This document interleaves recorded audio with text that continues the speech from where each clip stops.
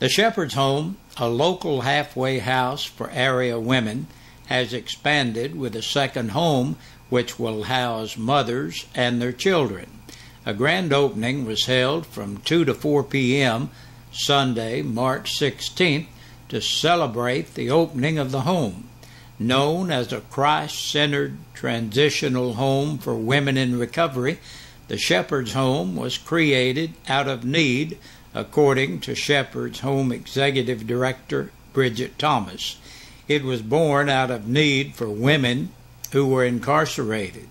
It was a revolving door type of situation, Thomas said, describing how many women who get out of jail have no safe place to go and often wind up in jail once more.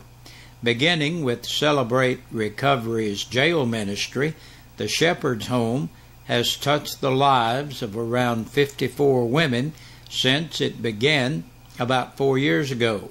Women either come to the home of their own accord or they are sent there through the drug court.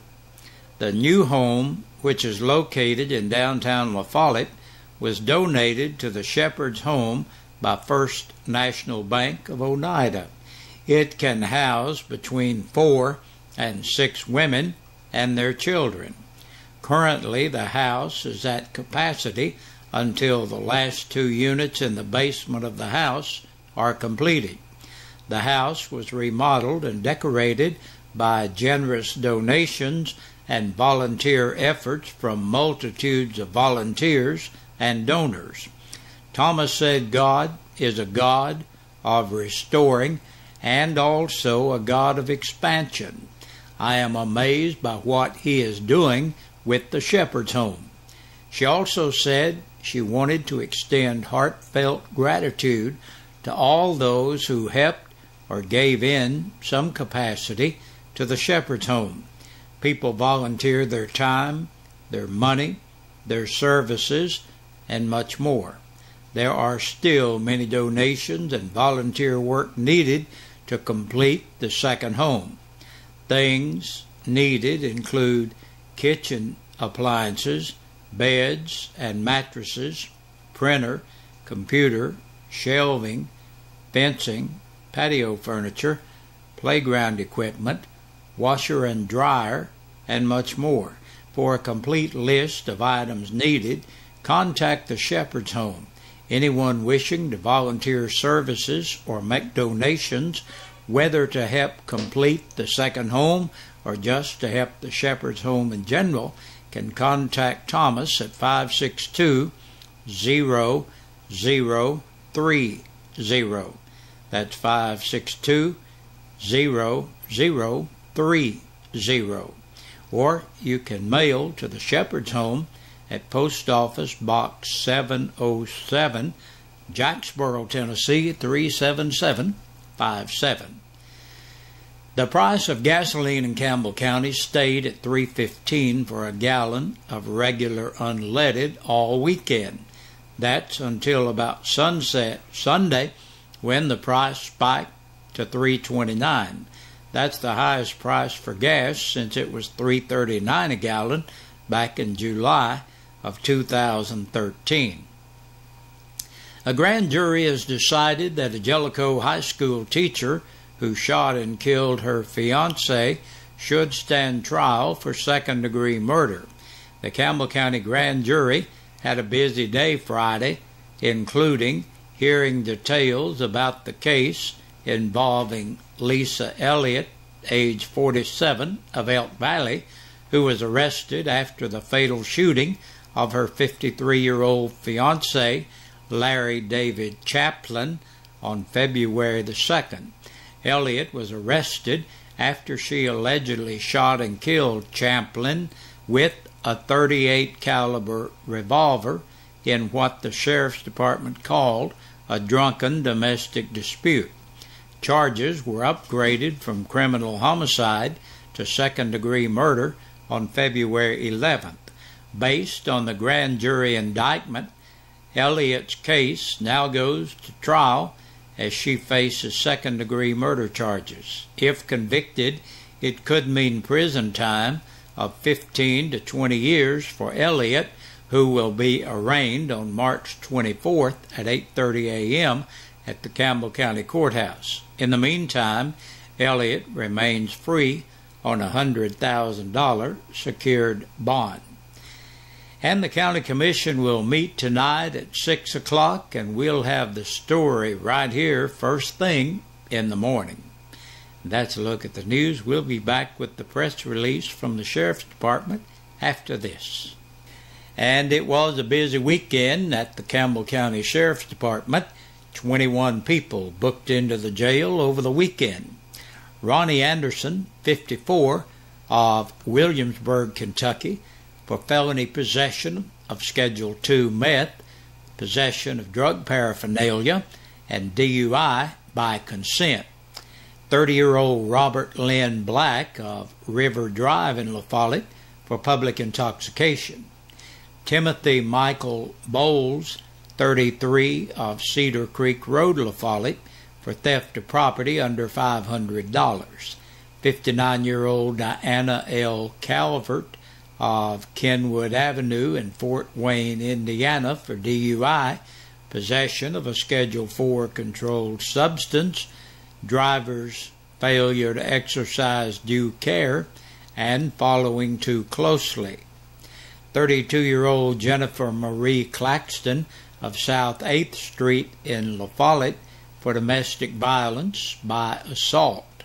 Truman Edward Cordell, 52, of Highway 297 in Newcomb, on a capious bench warrant.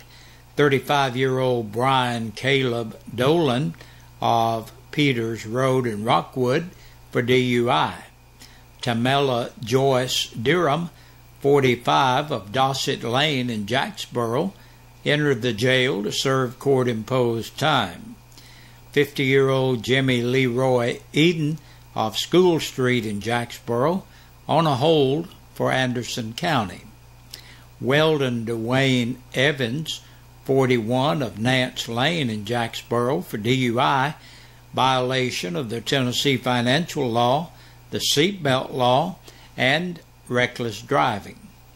Samuel Scott Hill, 23, of Lacey Lane in Caravel, on a capious bench warrant and theft of property under $500.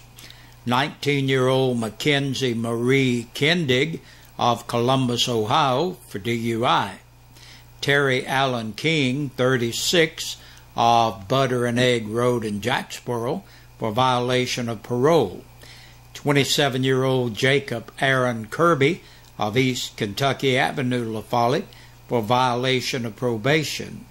Evan Porosky Lay, 61, of Jellicoe, for filing a false report or bomb threat, resisting arrest, and a dog at large. Paula Jean McNeely, 49, of Newcomb, for theft of property under $500. 35-year-old Timothy F. Rosenbaum of Main Street in Jacksboro for criminal trespassing and on a hold for Anderson County. Jimmy Wayne Slutter, 45, of Walden Ridge Lane in Lake City for driving while revoked. Fourth offense, operating an off-road vehicle on a highway and theft of property between $500 and $999. Kenneth Warren Tate, 28, of North Chesterfield, Virginia, on a capious bench warrant and violation of parole. Elizabeth Ruth Wade, 23, of Preston Circle in Jacksboro, on a capious bench warrant. And last today, Willard Dwayne Young, 45, of Meadowwood Circle in La Follette, for public intoxication and possession of drug paraphernalia. And that's about the way it is on this Monday. Thank you for joining us, and we invite you back here again tomorrow evening, along about the same time, and we'll have the latest news for you. Hey, Big Josh with you once again on this Monday evening, looking at birthdays and anniversaries. Our Birthday and Anniversary Club is brought to you by your friends here at WLAF and Eastside Pizza and Deli. They're located in Food Lion Center. Hey, stop by and check them out. Check out some of that great pizza and fabulous food and tell them you heard about it right here at WLAF. Will you do that? Hey, Sherry Chapman's having a birthday today. Happy birthday, Sherry. Billy Minton turns 78 years old today. Happy birthday to you, sir. And Clarence Ward is 72 years old. Happy birthday to you, Clarence. Kenny Wayne Allen's having a birthday today. Happy birthday, Kenny Wayne. And we'll recap the weekend. Well, let's go back to Friday. Vicki Heatherly celebrated. Happy belated birthday to you, Vicki. And on Saturday, Terry Ogg turned 53. Happy birthday, Terry. And Michael Caudle had a birthday on Saturday. Happy birthday to Michael. And Sunday, Lonnie Reynolds yesterday celebrated a birthday. Happy belated birthday to Lonnie. We hope everybody had a great day and is having a great day. Now, if you're celebrating your anniversary or your birthday and for some reason we don't have your name in here, listen, please get your name in here. Even if you're a little late, that's okay, because that's how you qualify to be in the drawing on Fridays, and you could win a birthday dinner for two or an anniversary dinner for two from your friends here at WLAF and Eastside Pizza and Deli, located in the Food Lion Center. Hey, good Lord willing, see you tomorrow at about this same time.